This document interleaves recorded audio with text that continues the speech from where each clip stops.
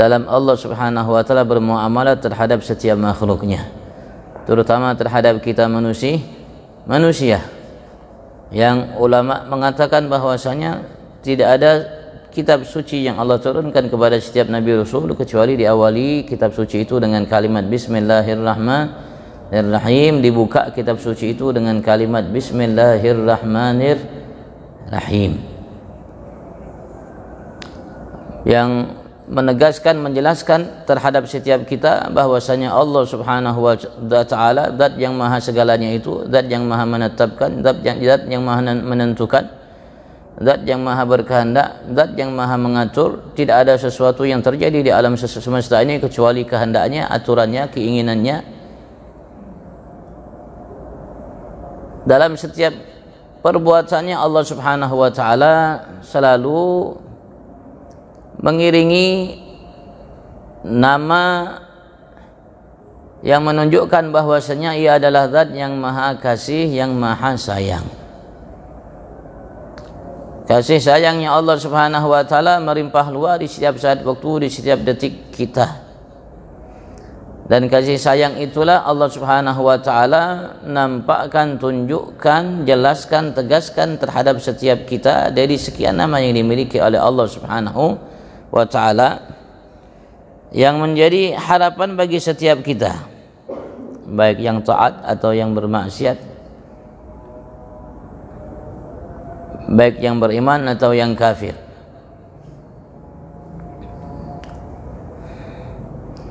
Karena Rahman Rahim itulah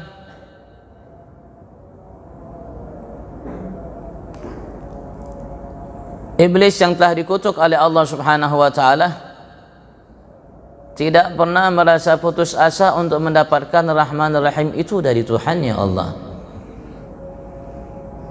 Dan iblis tahu bahwasanya Rahman Rahim Tuhannya itu Allah Subhanahu wa taala telah Allah selipkan, sematkan dalam kekasihnya Nabi Agung Muhammad sallallahu alaihi wasallam, yang Allah tegaskan kepada setiap kita dalam firman-Nya, wa ma arsalnaka illa rahmatan lil alamin. Wa ma arsalnaka illa rahmatan lil alamin, dan tidaklah kuutus engkau ya Muhammad kecuali sebagai rahman lil alamin, bagi seluruh sekalian alam. Alam itu sesuatu selain Allah namanya alam. Apapun selain Allah namanya alam. Kenapa alam? Karena dia alamat, tanda. Tanda atas apa? Tanda atas keberadaan Allah. Manusia alam, jin alam, pepohonan alam, binatang alam, langit alam, bumi alam, arsy alam, kursi alam, dan selainnya alam. Kenapa dinamakan alam? Karena semua itu tanda akan keberadaan Allah Subhanahu wa ta'ala. Diambil dari kalimat alamat, tanda. Dan Rasul Allah menegaskan kepada kita, wa ma arsalnaka illa rahmatan lil alamin. Jamaknya alam, alamani, alamuna atau alami, alamina. Maka kita akan lihat nanti di mahsyar tatkala dikumpulkan semua makhluk oleh Allah Subhanahu wa taala, syaitan, iblis yang dikutuk oleh Allah Subhanahu wa taala, kala itu nampak betapa besar harapannya untuk mendapatkan bagian daripada rahmat itu yang Allah sematkan terhadap Nabi kita Muhammad sallallahu alaihi wasallam. Sehingga iblis sengaja meninggikan tubuhnya agar bisa dilihat oleh Nabi besar Muhammad, agar tersentuh kasih sayang yang dimiliki oleh Nabi Muhammad terhadap beliau. Iblis sebagai makhluk yang sudah Allah Subhanahu wa taala nyatakan, Allah sudah tegaskan, dan sudah ia terima dari Allah itu hukuman yang besar yang tidak mungkin, tidak pernah diduga oleh iblis untuk mendapatkan itu hukuman, tapi ia dapatkan dan ia sadar ia layak, pantas untuk mendapatkan hukuman itu dari Tuhannya Allah Subhanahu wa ta'ala. Ketika ia membangkang untuk sujud kepada Nabi Allah Adam, Allah sudah tegaskan kepada beliau, fakhruj minha fa innaka rajim wa inna 'alaika la'nati ila yaumiddin. dan dengan berbagai macam kalimat yang Allah ungkapkan tatkala Allah Subhanahu wa taala usir iblis dari segala kenikmatan, kelebihan, keutamaan yang Allah berikan kepada beliau sebelumnya. Fakhruj minha, keluarlah engkau ya iblis, minha, dari semua itu, dari semua keistimewaan, keutamaan, namanya keagungan, kedudukan, martabat, derajat yang telah Allah berikan. Rajim sebagai hamba yang terkutuk, marjum. Dan Allah tegaskan, wa inna 'alaika la'nati ila yaumiddin, dan sesungguhnya atasmu kutukanku sampai hari pembalasan.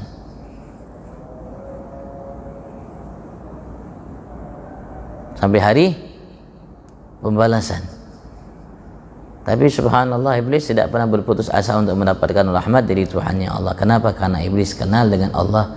Bismillahirrahmanirrahim. Cuman kita aja manusia yang sering putus asa, karena kita tidak kenal dengan Tuhan kita Allah. Kenapa iblis tidak putus asa? Karena ia kenal dengan Tuhannya Allah.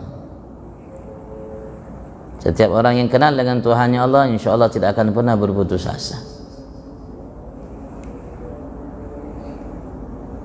Dan setiap orang yang kenal dengan Tuhannya, insya Allah akan selalu merasa waspada dan khawatir, takut atas penyebab murka Tuhannya Allah. Mereka halus waspada, mereka selalu khawatir, mereka selalu takut di setiap saat waktu mereka, di setiap detik nafas mereka, walaupun amal mereka sebanyaknya, walaupun ketaatan mereka sudah lakukan sepuasnya, sesempurna mungkin,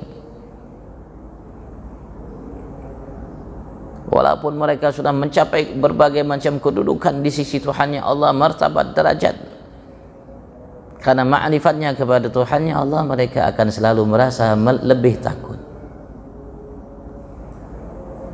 selalu lebih takut, lebih takut, lebih takut, lebih waspada, lebih waspada, lebih waspada, lebih hati-hati, lebih hati-hati, lebih hati-hati. Tidak pernah mereka merasa aman dari penyebab murka Tuhannya Allah, karena mereka tahu betapa mulianya iblis, betapa agungnya iblis, betapa tingginya martabat kedudukan iblis di sisi Tuhannya Allah Subhanahu wa taala. Tapi terkala ia lengah sesaat, lengah sedetik, sewaktu dikutuk oleh Tuhannya Allah, habislah semua kemuliaan yang Allah berikan itu kepadanya. Yang tersisa hanya kesengsaraan yang tidak akan pernah habis selamanya.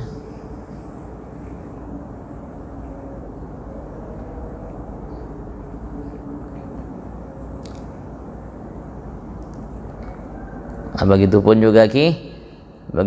juga kita harus selalu sampai Rasul sallallahu alaihi wasallam mengatakan dalam sabdanya, al-kayyis, seorang yang cerdas itu, kata Rasulullah, mandana nafsah, seorang yang selalu memperhitungkan perbuatan dirinya, ucapannya, perbuatannya, tikah lakunya, muamalat antara ia dengan Tuhannya Allah, antara dengan sesamanya, apakah sudah sesuai dengan perintah Allah, syariat utusan Allah Subhanahu wa ta'ala.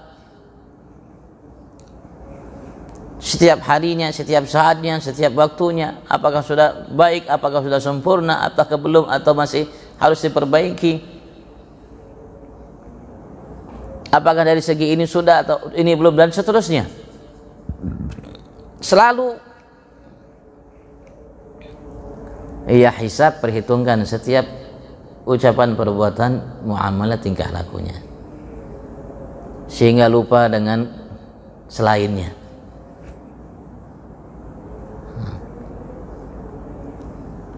Wa amila lima ba'dal maut, dan dia selalu beramal untuk hari setelah kematiannya. Kata Rasulullah sallallahu alaihi wasallam, seorang yang cerdas di antara kita, jadi setiap saat waktu selalu ia perhitungkan dirinya dan tidak pernah dia lengah.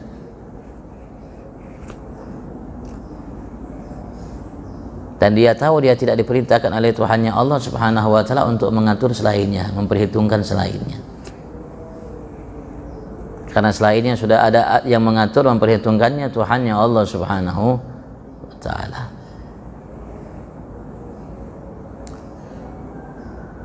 Allah Subhanahu wa taala atas segala sesuatu yang ada di atas dunia ini, Allah Subhanahu wa taala jadikan segalanya melalui sebab. melalui sarana, pelantara atau wasilah. Semuanya wasilah. Kita hidup di atas dunia ini tidak ada yang tanpa wasilah. Semuanya berwasilah. Sampai Allah tegaskan kepada kita, wabtaghu ilaihil wasilah.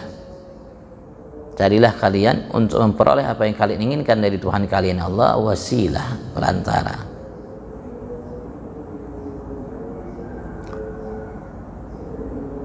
Dan kita sadari setiap yang kita lakukan berwasilah. Tidak ada di antara kita yang berbuat langsung jadi, kun fayakun, tidak ada.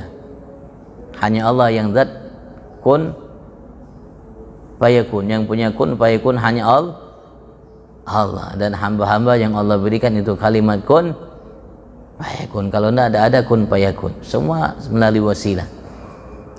Di dunia ini semua melalui wasilah. Begitu juga nanti di akhirat semua mendapatkan kebaikan nikmat ya dengan melalui wasilah.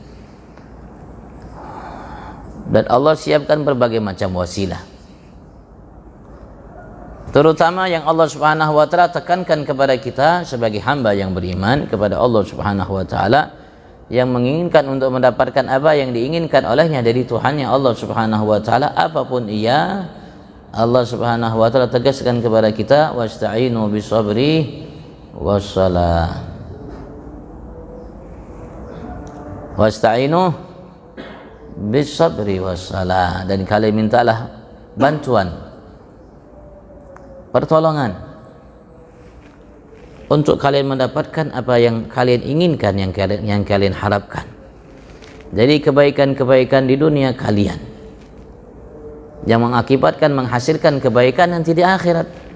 Kebaikan akhirat itu atas hasil kebaikan yang kita lakukan di dunia. Kebaikan akhirat bukan yang kita lakukan di alam barzah. Alam barzah sudah habis, tinggal kita menerima hasil yang kita lakukan di atas dunia.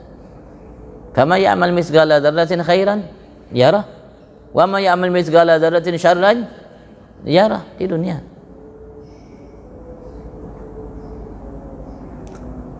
tempatnya, menanamnya di sini, menuainya sebagian di sini, karena tidak bisa menuai seluruhnya di dunia, tidak bisa. Karena dunia bukan tempat Allah siapkan balasan sempurna bagi setiap hamba. Kenapa? Karena dunia halus. Dunia halus.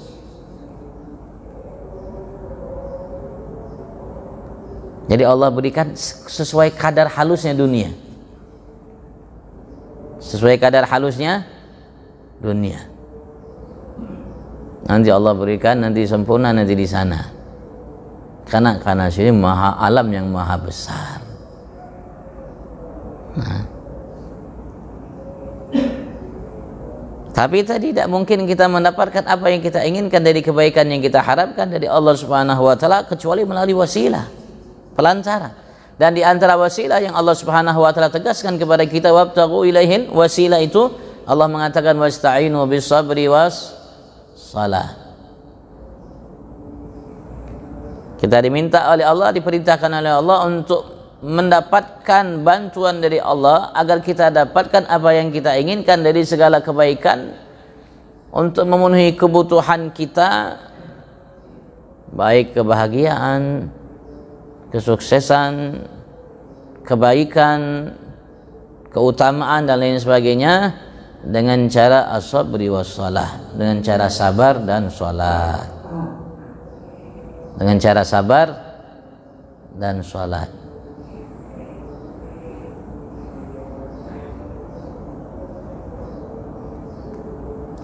Wa innaha lakabiratun illa 'alal khashiyin alladzina yadhunnuna annahum mulaqu rabbihim wa annahum ilaihi raji'un. Kata Allah, berat kepada orang yang khusyuk. Dan ya, yang berat itu insya Allah bisa kita raih kalau kita biasakan, latih. Latih. Kalau kita biasakan, kalau kita latih untuk sabar, karena dunia ini perlu sabar. Tidak bisa kita dapatkan apa yang kita inginkan di atas dunia ini tanpa ada sabar. Apapun yang kita inginkan harus dengan sabar. Tidak mungkin langsung lahir, langsung titelnya LC, LC atau SH, MM atau lain sebagainya. Tidak bisa. Harus sabar, latihan dulu. Sekolah pun harus sabar, SD dulu, sebelumnya TK dulu, mungkin sekarang ada playgroup dulu. Tidak bisa mau sekolah SD tahun ini, tahun depan sudah selamat mau SMP. Tidak bisa. Dan kita sadar seperti itu. Kita sadar jenjang yang cukup jauh, cukup lama. Mungkin manusia yang paling jenjangnya lama dalam proses kehidupannya, ya manusia.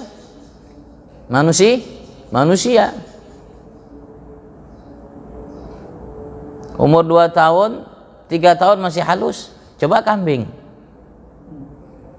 Kalau kambing domba umur 6 bulan, kalau giginya tanggal boleh dijadikan korban. 6 bulan. Kita 6 bulan bisa apa? Paling minim umurnya setahun domba biri-biri.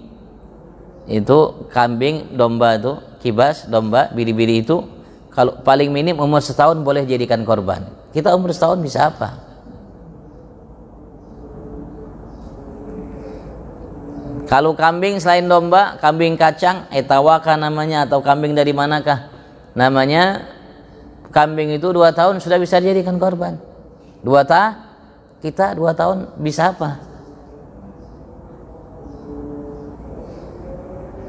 Sapi umur 2 tahun bisa dijadikan korban. Artinya sudah ganal besar. Kita sudah seganal apa, sebesar apa kita? Onta umur 5 tahun bisa dijadikan korban. Kita 5 tahun baru bisa apa?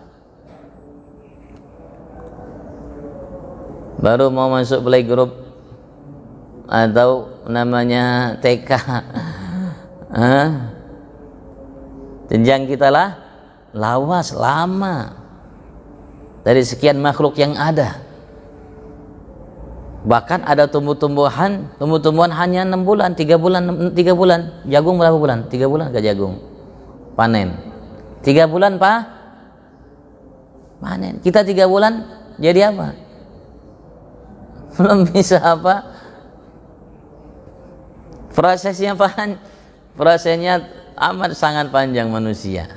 Kenapa? Karena Allah siapkan untuk hal yang agung, yang besar, yang mulia. Makanya perlu proses yang panjang untuk kehidupan yang abadi, yang selamanya. Kalau kambing cukup aja 6 bulan selesai, habis itu tidak jadi kambing lagi, paling ya dibangkitkan lagi oleh Allah untuk mendapatkan keadilan Allah. Laysallahu biahkamil hakimin, mendapatkan keadilan dari Allah Subhanahu wa taala. Kalau dia diganggu oleh kambing yang lainnya atau lain sebagainya yang menzaliminya, Allah akan kisos mereka. Selesai, maka kambing dan sejenisnya Allah mengatakan kuni turaba, jadilah kalian tanah sebagaimana asal kalian. Tapi untuk manusia tidak bisa. Untuk manusia kalau tidak di surga, di neraka. Proses untuk menjalani surga tidak cukup setahun, 2 tahun. Karena hidup kita di dalam surga tidak setahun, 2 tahun. Hidup kita di surga selamanya. Tidak ada kematian. Begitu juga hidup yang di dalam neraka Allah, selamanya tidak ada kematian. Cuman Allah tegaskan kepada kita bagaimana hidupnya orang-orang yang ada dalam neraka.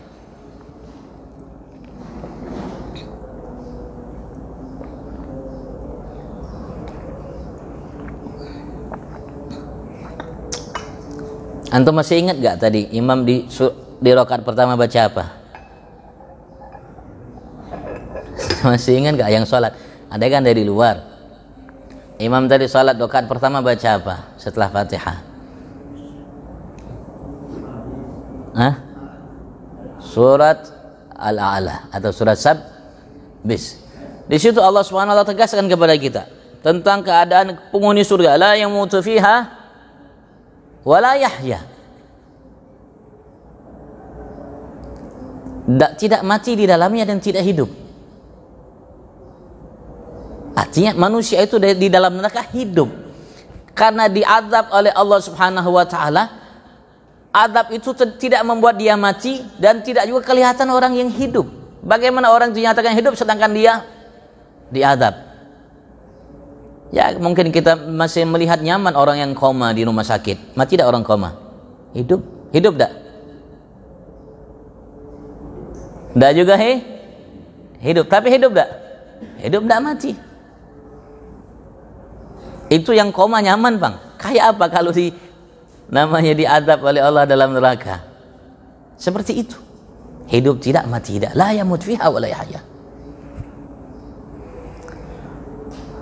Dan Allah ingatkan kita, bal tu'thiruna al-hayatad dunya wal akhiratu khairu wa abqa. Bahkan kalian lebih mengutamakan kehidupan di atas dunia. Kehidupan yang semu. Kehidupan seperti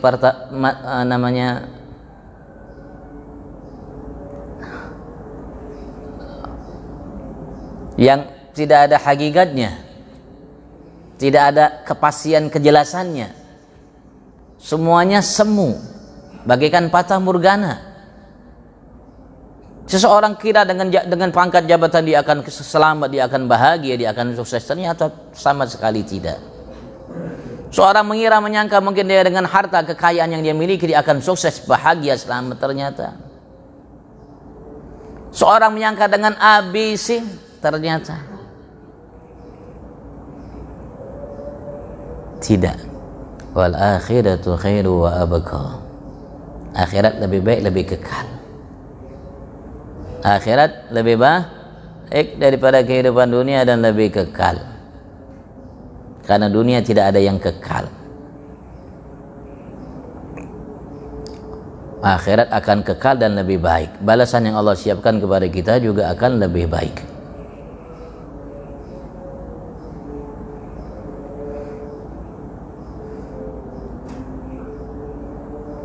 Yang kita akan dapatkan dari Allah, yang hakikatnya itu adalah kebahagiaan, kesuksesan tatkala kita mendapatkan ridha Allah.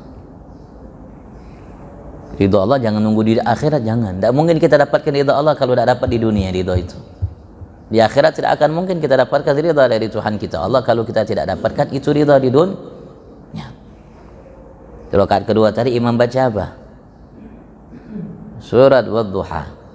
Dalam surat Wadduha Allah tegaskan untuk Nabi kita Muhammad, wala sawfa yu'tika rabbuka fatarda. Anugerah yang terbesar yang Allah berikan kepada seseorang hamba di dunia sampai di akhirat, dan nikmat yang paling agung, yang paling mulia di samping memandang zat Allah Subhanahu wa taala, berjumpa dengan Nabi kita Muhammad memandang zatnya, adalah keridhaan Allah Subhanahu wa taala. Nah, bagaimana kita jadikan dunia ini sebagai sarana untuk kita mendapat ridha itu. Dan Allah sudah tegaskan, wasta'inu bisabri wassalah. Di antara wasilah yang tepat, yang agung, yang hebat, yang mulia, sabar.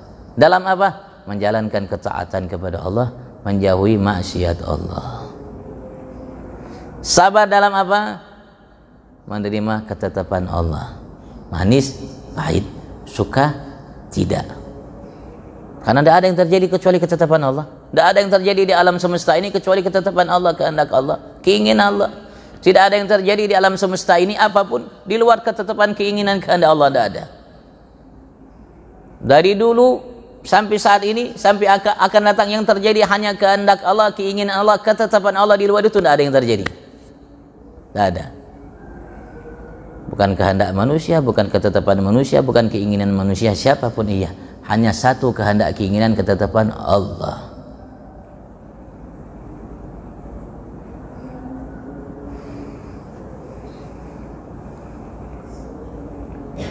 Alhamdulillah kita sudah diberikan oleh Allah segalanya. Kita sudah diberikan oleh Allah segalanya. Dan Allah ingatkan kita dengan kalimat tadi, wa ma bikum min ni'matin fa minallah. Tidaklah yang kalian dapatkan, raih dalam kehidupan kalian apapun ia, dari nikmat mata, telinga, tangan, kaki, waktu, umur, kesempatan, masa luang, kesehatan dan lain sebagainya, harta, kekayaan, pangkat, jabatan dan selainnya, faminallah, kecuali datangnya itu dari Allah. Dari Allah. Allah pertama kali berikan kita nikmat al-ijad. Allah adakan kita. Siapa yang mengadakan kita? Abah kita? Mama kita? Yang mengadakan kita siapa? Allah. Cuman Allah titip aja di abah di mama. Betul enggak? Memang mama yang jadikan kita? Enggak, mama juga tidak tahu bang. Tiba-tiba ada. 2 bulan sudah 3 bulan. Pertama Allah adakan kita. Nikmatul ijad. Adanya kita di muka bumi ini nikmat dari Allah. Dengan anggota tubuh yang kita miliki, semua nikmat dari Allah. Dan kita keluar di atas dunia ini kosongan. Tidak ada yang sudah punya giwang anting. Tidak ada yang sudah begincu. Ada bu? Tidak ada. Kita masuk di atas dunia ini nikmat al-ijad, Allah adakan kita. Setelah itu Allah berikan kita nikmat imdad.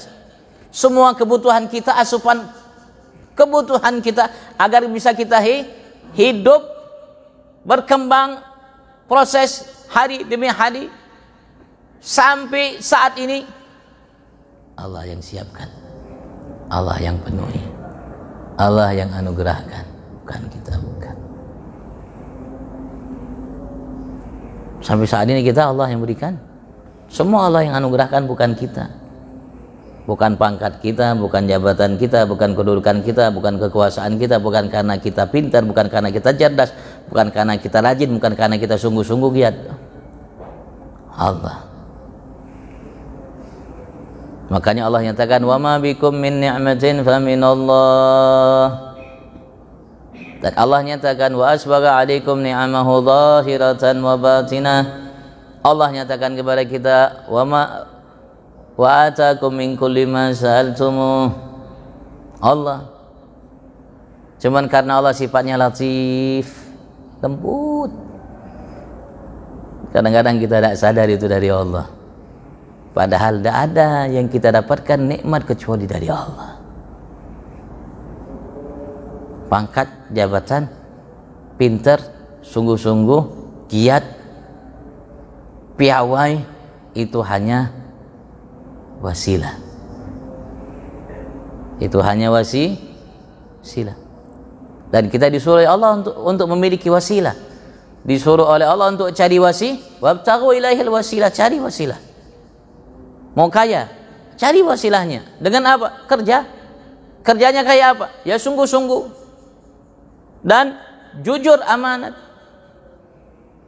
telaten, sabar. Tidak bisa juga kerja sehari seminggu langsung jadi orang kaya, bisa bu? Tidak ada catatannya. Kerja sehari seminggu jadi orang kaya itu tidak ada catatannya. Kenapa? Butuh proses yang panjang. Kenapa? Itulah dunia, tidak ada proses yang kun fayakun, tidak ada. Kun fayakun hanya punya Allah. Tidak ada proses yang panjang, lawas. Dan wasilah itu pun sebagai sarana, walaupun menjanjikan, tapi tidak bisa memastikan. Karena segala sesuatunya ketetapan Allah. Tidak ada orang yang kaya-kaya dengan sendirinya. Allah yang mengayakannya, Allah bikin dia kaya. Kalau Allah ingin bikin dia miskin, gampang aja bang. Stumat aja bahasa kita. Stumat aja bang. Qarun yang sudah kerja keras, kerja keras. Sampai Allah sambat Qarun, sebut Qarun dalam Al-Quran.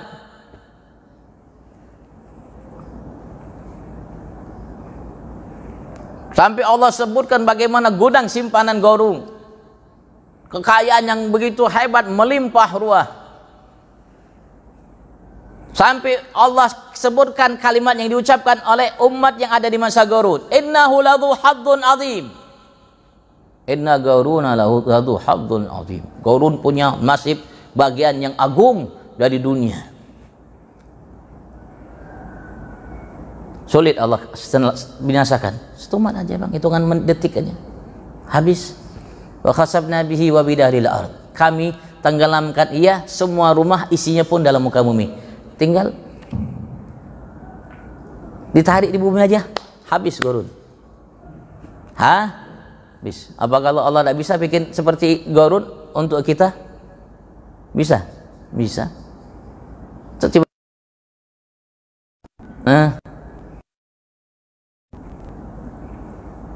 Kenapa?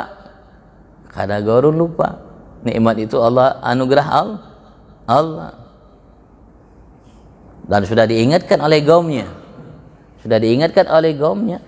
tapi Qarun masih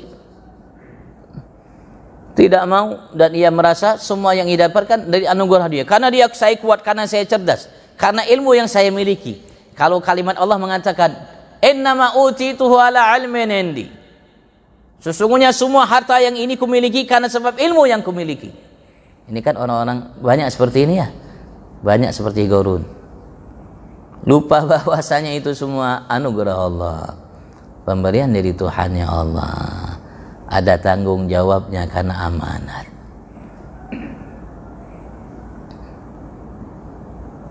Bukan karena ilmu kita. Ilmu hanya sekedar wasilah, tidak bisa menciptakan sesuatu. Bisa menciptakan sesuatu ilmu kita? Tidak bisa. Pangkat hanya sekedar wasilah, jabatan hanya sekedar wasilah. Bisa menciptakan sesuatu pangkat jabatan? Tidak bisa. Yang hanya bisa menciptakan satu zat Allah.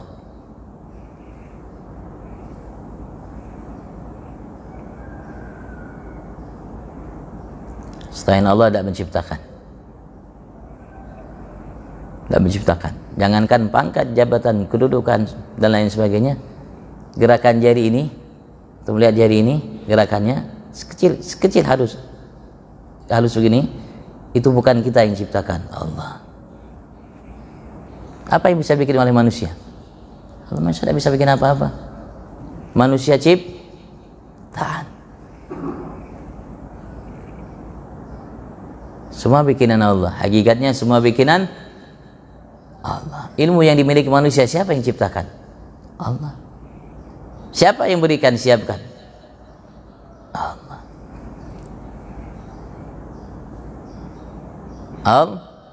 Allah.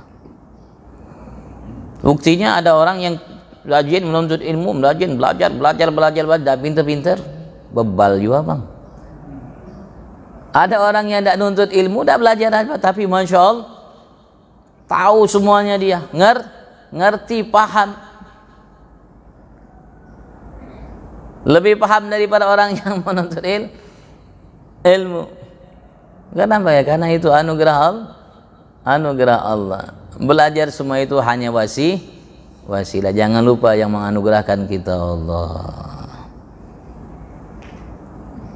Karena Allah segalanya, maka Allah perintahkan kita untuk cari wasilah. Ya harus kita cari, tidak bisa. Karena segala sesuatu ada jalannya, ada jalurnya. Tapi jalur itu bukan yang menetapkan segala sesuatu. Kita laksanakan karena perintah Tuhan kita Allah yang memberikan kita anugerah Allah, dan Allah perintahkan kita untuk sabar. Apapun harus sabar. Apapun harus sabar. Yang kedua wassalah, salat. Kenapa? Karena dalam salat semua kita minta sama Allah, dan dalam salat kita berjanji di hadapan Allah, berikrar di hadapan Allah untuk menjadikan segala ibadat kita, hidup kita, mati kita, salat kita karena Allah. Dan kita dalam salat berjanji kepada Allah, berikrar di hadapan Allah, iyyaka na'budu wa iyyaka nasta'in. Janji tak kita dengan Allah, berikrar tak kita dengan Allah, iyyaka na'budu, hanya kepada Engkau ya Allah kami menyembah saat ini dan akan datang. Tidak nyembah fulus ya Allah, tidak nyembah tahta, tidak nyembah wanita, tidak nyembah dunia, tidak nyembah hawa, tidak nyembah nafsu. Nyembah siapa? Iyyaka na'budu wa iyyaka nasta'in. minta bantuan, dan Allah sudah berikan cara untuk kita minta bantuan, mendapatkan segala dari Allah dengan meminta bantuan dengan cara sabar dan sholat. Dan Allah Subhanahu wa ta'ala tegaskan kepada kita di awal kita membina rumah tangga. Kata Allah kepada seorang suami, wa'mur ahlaka bis-shalah wastabir 'alaiha la nas'aluka rizqan nahnu narzuquk. Weh suami, wa'mur ahlak, perintahkan istrimu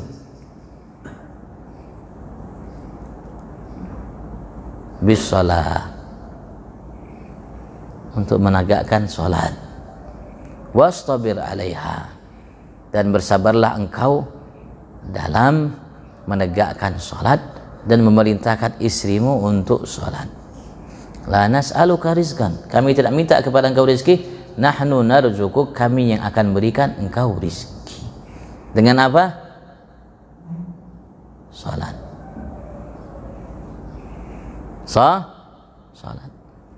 Kayak apa mau bahagia rumah tangga kalau tidak sholat orangnya? Apalagi ampihan sholat, nah sudah. Orang yang sholat aja masih ngos-ngosan, ya, orang yang sholat, kita yang sholat aja masih ngos-ngosan. Kenapa? Ya bukan salah sholatnya, salah kitanya bang. Bukan salah sholatnya, tidak mungkin Allah salah, tidak mungkin Allah salah. Yang salah kitanya. Ketika iyyaka na'budu wa iyyaka nasta'in, bighfirli warhamni wajibni fa'alni warzuqni wahdini wa'afini, kita tidak serius. Serius tidak? Tidak serius. Coba kalau kita serius dengan penuh hati, Allah akan kabulkan, Allah akan beri. Tidak perlu inti mikir-mikir, Allah akan datangkan. Dan Rasulullah pernah mengatakan dalam sabdanya, aballah an yarzuq abdul mu'min illa min haitsu la yahtasib. Agama Allah semua, Allah enggan untuk memberikan rezeki kepada seorang mukmin dari hambanya kecuali tanpa ia duga. Tiba-tiba dapat rezeki, kira-kira nyaman tidak? Tidak ada baik dapat rezeki, hanya nyaman bang. Biasanya seperti itu Allah berikan rezeki kepada seseorang mukmin, dan rezeki ini repot, bukan karena kecerdasan seseorang, bukan karena jabatan kedudukan seseorang. Walaupun cerdas jabatan itu yang merupakan sarana, wasilah, tapi ada juga yang terbalik. Bebal bang bungu, tidak belajar, tidak sekolah, tapi anak buahnya, karyawannya S2, S3. Yang punya bebal tidak sekolah, ngitung aja tidak hitungan bola, tanda tangan pun tidak bisa.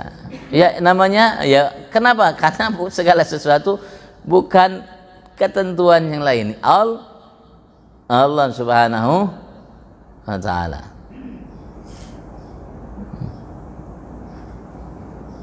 Ya, makanya ayo kita kembali selalu kepada Allah dan belajar untuk sabar. Cil ya, belajar untuk sabar.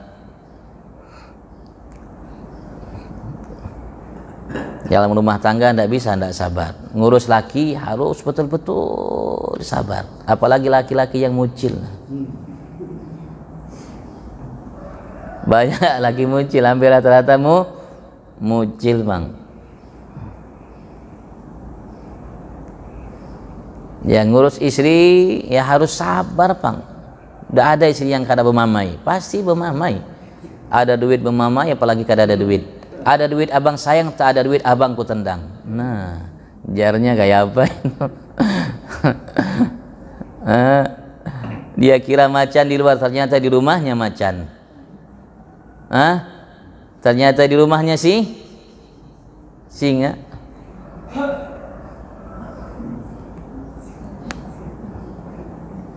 Subhanallah, perempuan ini hebat, top. Kalau ia mau menggunakan anugerah yang Allah berikan, top, kalah laki-laki bang. Bisa ngurus rumah, laki, anak, masak, semuanya dia urus. Minum teh, kopi suami pun dia urus. Tapi suami bisa ngurus semuanya. Ngurus anak aja tidak mampu suami. Bisa ngurus anak mampu suami, bu. Hebat ibu-ibu. Tapi ya harus sabar. Tidak bisa tidak sabar. Segala sesuatu tidak akan bisa kita dapatkan di atas dunia ini tanpa sabar. Dan Allah juga kasih solusi buat kita, sholat. Ada suatu kepuasan, kebahagiaan yang tidak bisa dibayar, ditukar di huruf bahasa kita dengan dunia sisinya dalam sholat. Sampai Rasulullah mengatakan, wujuhilal qurratu aini fis shalah, Allah jadikan sesuatu yang paling menghibur hatiku ada dalam sholat, jiwaku ada dalam sholat. Kenikmatan, ketenangan, kebahagiaan yang tidak bisa diungkap.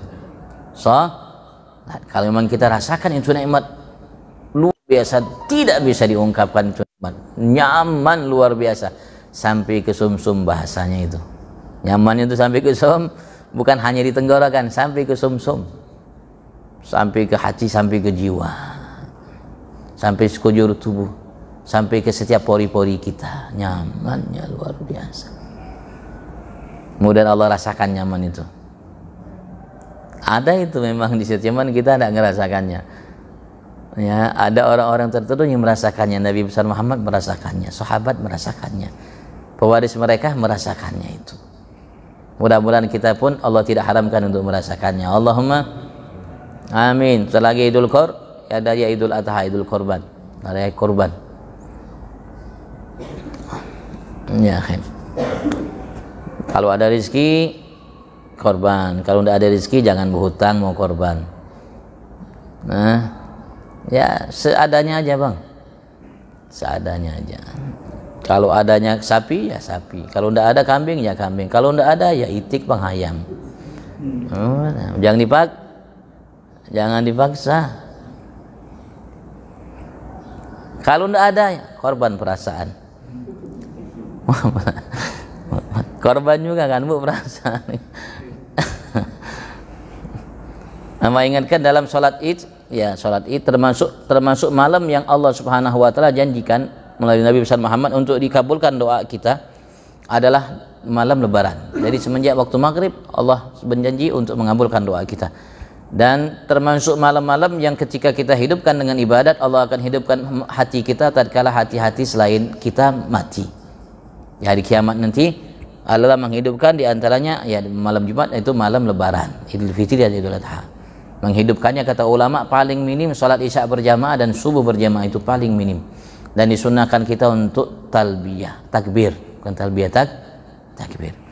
Dan takbirnya masuk sunnatnya, sunnat takbir masuk itu dari semenjak namanya hari Arafah, subuh hari Arafah. Bagi kita, bukan bagi yang haji, bagi kita dari subuh Arafah sudah masuk waktu takbir. Takbirnya namanya takbir muqayyad, takbir muqayyad, takbir yang disunahkan untuk kita lantunkan setelah kita melaksanakan sholat wajib dan sunnah.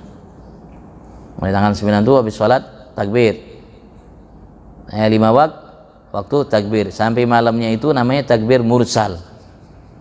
Kalau masuk maghrib mursal sama muqayyad.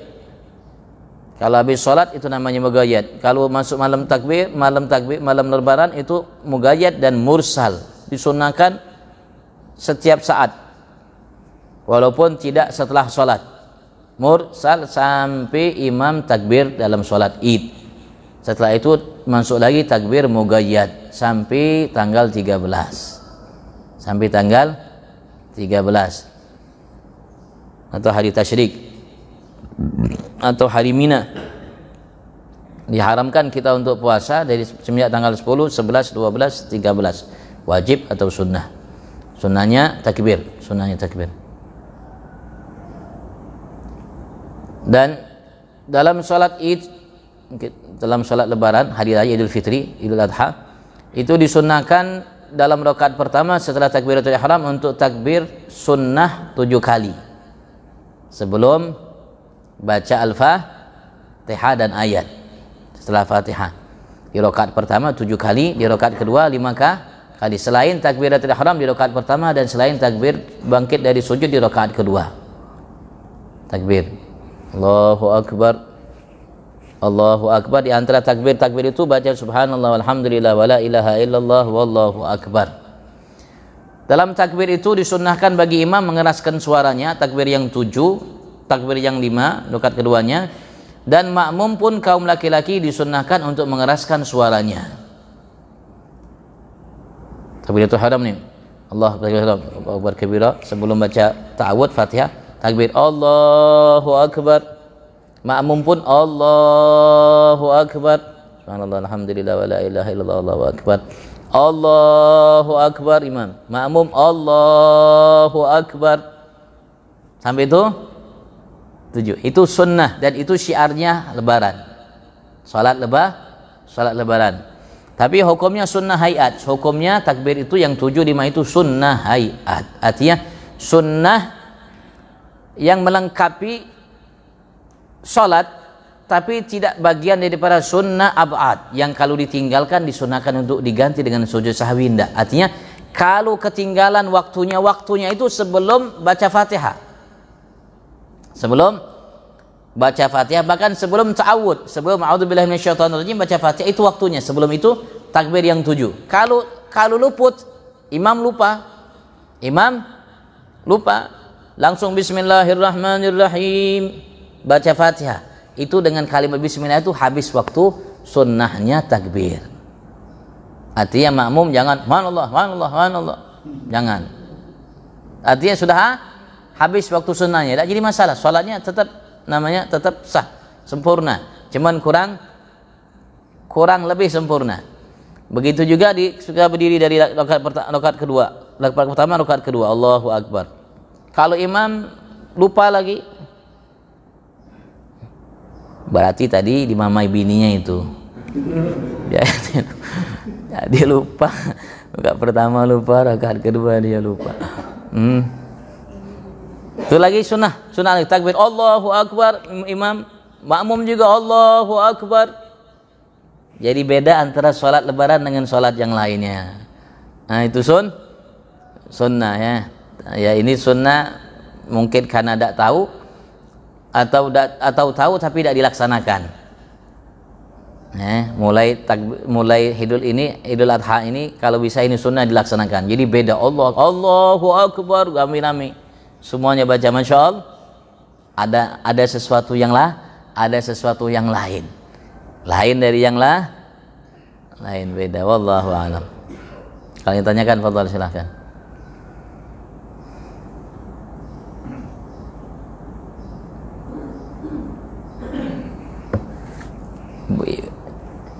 Ibu boleh tanya, boleh. Tonton. Tapi di luar pembahasan yang masalah sholat juga. Bagaimana seorang makmum menggantikan imam, sedangkan yang imam itu posisinya dalam keadaan sujud atau dalam keadaan dua sujud atau dalam keadaan rukuk.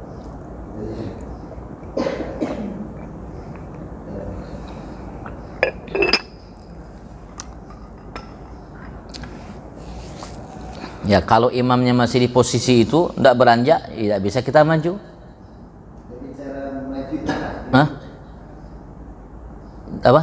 Seandainya imamnya sujud, cara majunya bagaimana?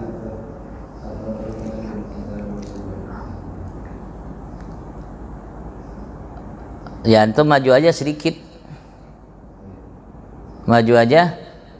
Selang. Kalau memang bisa. Atau kalau enggak, ya antum sujud dulu menggantikan imam. Setelah antum berdiri nanti antum maju sedikit. Ya karena imam enggak bisa antum ngusir imam. Atau diangkat nanti imam pindah dikit. Kan enggak mungkin juga. Berarti ya, lanjutkan udah apa-apa. Karena kan posisi antum tidak di belakang makmum. Dia tidak bisa antum di belakang makmum. Yang harus gantikan imam tuh yang di belakang imam. Yang harus menggantikan imam di belakang imam. Jadi kalau yang tidak ngerti jangan di belakang imam. Ya, karena posisi yang gantikan imam nanti yang di belakang imam yang gantikan. Ya baatur aja pangsirin. Karena tidak harus artinya kita harus maju ke depan dan lain sebagainya itu. Ya kalau memang bisa maju, dan majunya juga kan harus diatur langkahnya, tidak boleh langsung 3 kali begitu ya. 1 langkah kanan kiri, stop dulu sebentar, maju lagi satu langkah kanan kiri, stop. Jangan langsung tuh 2 3, jangan. Nanti dia gerakan tiga kali berturut-turut dalam mazhab Syafi'i bisa membatalkan sholat. Jadi gerakannya langkah kanan 1, kiri 1, stop sebentar, stumat, baru sekali lagi. Atau kalau masih belum juga ya sekali lagi, karena banyak yang posisi imam tuh terlalu jauh dengan makmum shaf pertama. Sebetulnya sebaiknya itu jangan terlalu jauh.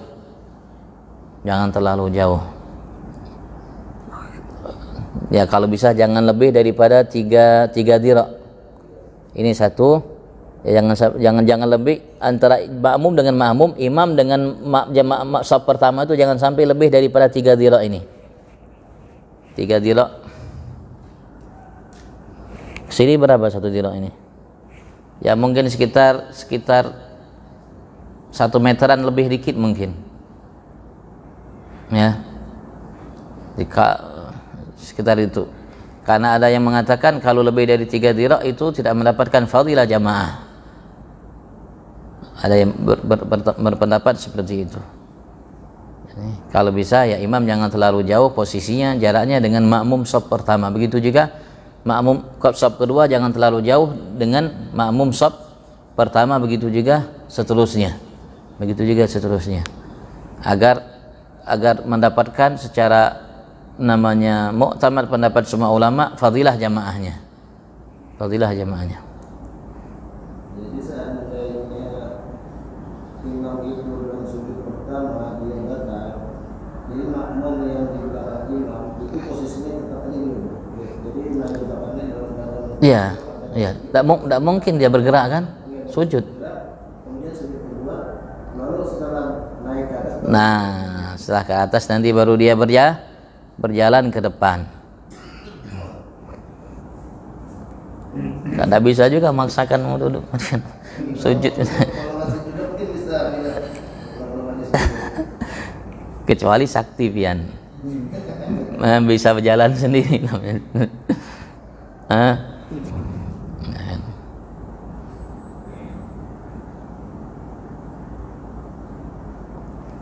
Alhamdulillah jarang terjadi ya, karena kalau terjadi sering repot juga kita bang.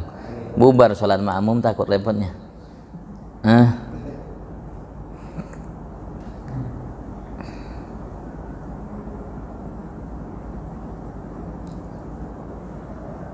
Yang tanyakan, Fadol, saya ini manggil Acil takut beliau merasa ketuaan, manggil tante, manggil manggil ibu juga takut ketuaan nanti.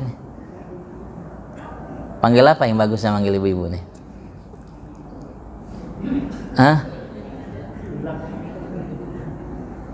Julak. Oh, Acil aja ketuaan apalagi julak.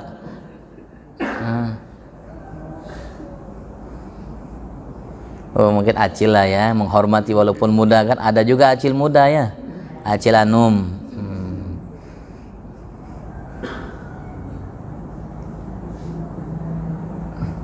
Fadal, kalau ibu mau tanya, Fadal silakan.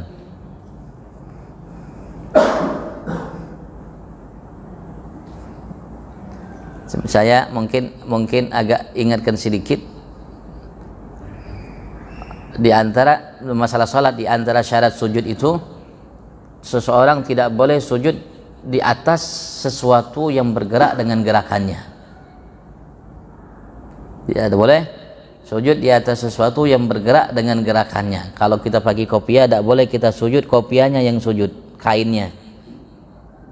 Kalau pakai bolang ini mama, tidak boleh bolangnya yang sujud. Yang harus sujud tuh dahinya. Dahi ini harus kena tempat sujud dahi. Tidak boleh kopiah. Begitu juga kaum ibu-ibu mengenakan begitu. Jadi tangannya di dalam, mengenanya di luar, menutupi tangan. Nanti kalau sujud, tidak boleh ibu jadikan mengkena itu alas untuk sujud. Tidak boleh dijadikan mengkena itu nanti kalau sujud diulur tangannya ke depan sehingga ia sujud di atas mengkenanya bukan di atas sejadahnya, itu tidak boleh. Karena syaratnya kita tidak boleh sujud di atas sesuatu yang bergerak dengan gerakan kita, sedangkan mengkena yang ada tuh, yang kita bawa tuh bergerak dengan gerakan kalau kita bergerak dia ikut bergerak. Begitu juga kalau kaum laki-laki pakai sorban. Kaum laki-laki pakai sorban. Kalau sorbannya dipakai, tidak ditaruh di bawah, maka tidak boleh ketika sujud ini sorban dijadikan alas sujud. Sujud taruh sorbannya, sujud di atas sorban, tidak boleh. Kenapa? Karena di antara syarat sujud itu tidak boleh seseorang sujud di atas sesuatu yang bergerak dengan gerakannya. Ya, artinya saya soalnya pernah melihat, bukan jarnya kisahnya, bukan. Saya pernah melihat seorang lelaki, ya pengurus masjid, ketika dia pakai sorban, dia sujud di atas sorbannya. Belum saya sempat namanya mengingatkan Bang meninggal sidin. Dan saya juga melihat dengan mata saya seorang perempuan yang pakai mengena seperti ini, dia ketika sujud dijadikan mengkenanya alas sujud. Nah, sedangkan di antara syarat sujud itu, arti syarat itu kewajiban ketika sujud, tidak boleh dia sujud di atas sesuatu yang bergerak dengan gerakannya. Jadi kalau sorbannya ditaruh silahkan, tidak jadi masalah, karena ketika ditaruh dia tidak bergerak dengan gerakan kita, tidak bergerak. Jadi tidak jadi masalah kita sujud di atas sorban yang ada. Begitu juga mungkin kalau andaikan punya perempuan panjang, kenanya panjang, sampai sebagiannya dia jadikan sejadah mengkenanya, saking panjangnya Bang, 4 meter misalnya, 2 meter untuk jadi sejadah, 2 meter untuk paki. Nah, ketika kalau yang dia taruh pakai sejadah itu kan tidak bergerak dengan gerakannya, itu tidak jadi masalah dia sujud di atas mengkena yang itu, yang di bawah itu, walaupun bersambung, tapi yang ini tidak bergerak dengan gerakannya, itu boleh kita sujud di atas mengkena itu. Tapi kalau mengkenanya itu ikut bergerak dengan gerakan kita, seperti yang umumnya yang ada, itu tidak boleh kita sujud di atasnya. Artinya sujudnya tidak sah. Artinya harus dia ulangi sujudnya. Kalau tidak, artinya yang sudah.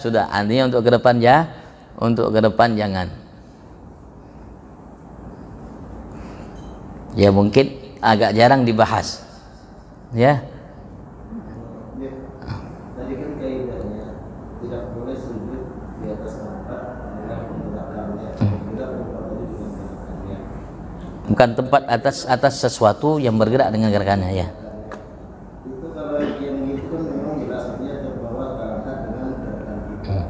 Lalu seandainya ada yang menganggap bukannya saya coba, tapi dia menganggap sapu tangan di depannya. Sapu tangan itu memang kadang-kadang kalau kita sujud itu bergerak juga.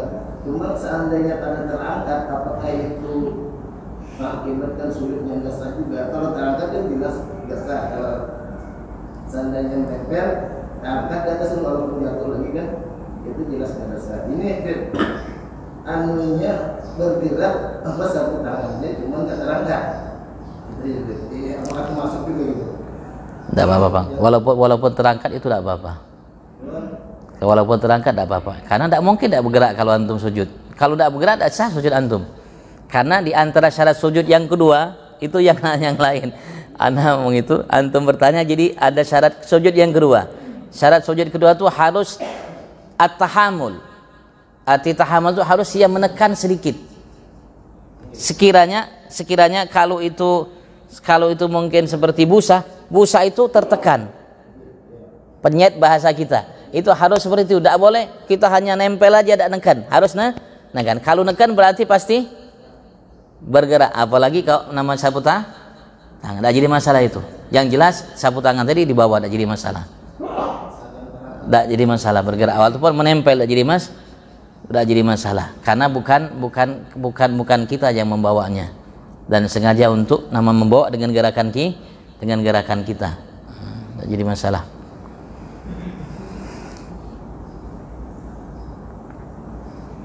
Ya mungkin juga jarang dibahas. Bukan ada bang, cuman ya mungkin kitabnya yang beda. Kitabnya yang beda. Kalau antum baca kitab Safinah, walaupun kitabnya tipis, tapi itu ada disebutkan syarat-syarat itu.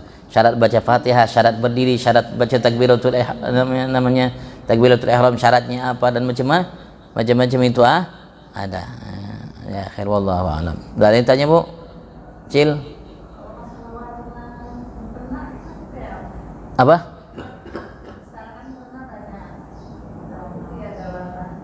Tak apa, Jin. Warnanya tak apa. Yang tak boleh itu kalau mengenanya najis. Kalau warna silahkan. Kalau warna silahkan. Ya, karena pakai putih, karena Rasulullah menyatakan ya warna yang paling baik adalah warna putih. Boleh. Atau mungkin seorang perempuan mau pakai namanya mengkena biar lebih tertutup dan lain sebagainya, tak jadi masalah. Ya, mungkin kalau warna putih mungkin masih bisa kelihatan dan sebagainya, mungkin pakai warna yang tidak kelihatan ya lebih tak jadi masalah. Kalau warna tak jadi masalah. Wallahu a'lam. Allah berikan kita sehat afiat jasmani rohani. Allah limpah ruahkan dalam rumah tangga kita mawaddah rahmah sakinah. Allah jadikan rumah kita surga bagi kita. Allah Subhanahu wa taala mudahkan kita untuk melakukan kebaikan dan istiqamah dalam kebaikan. Mudah-mudahan Allah selalu bantu kita untuk melaksanakan apa yang menjadi perintahnya, menjauhi larangannya. Mudah-mudahan Allah luaskan rezeki kita dan sampaikan hajat kita. Dan mudah-mudahan Allah maafkan salah khilaf kita, terima amal ibadat kita, sempurnakan kekurangan kita. Dan mudah-mudahan kita menjadi hamba yang saleh insyaallah di sisinya, anak cucu kita, keturunan kita dan semua kaum muslimin. Dan mudah-mudahan Allah angkat martabat kedudukan orang-orang telah melalui kita, terutama yang berwakaf iktikaf di masjid yang kita cintai, dan Masjid As-Salam ini insyaallah. Dan semua saudara kita, kerabat kita, terutama orang tua kita yang dekat dengan kita yang telah mendahului kita, Allah jadikan kubur mereka taman daripada taman surganya. Dan Allah berikan kita ilmu yang bermanfaat fi afiyah wa ila hadratin Nabi Sayyidina Muhammad sallallahu alaihi wa alihi wasallam. Al-Fatihah.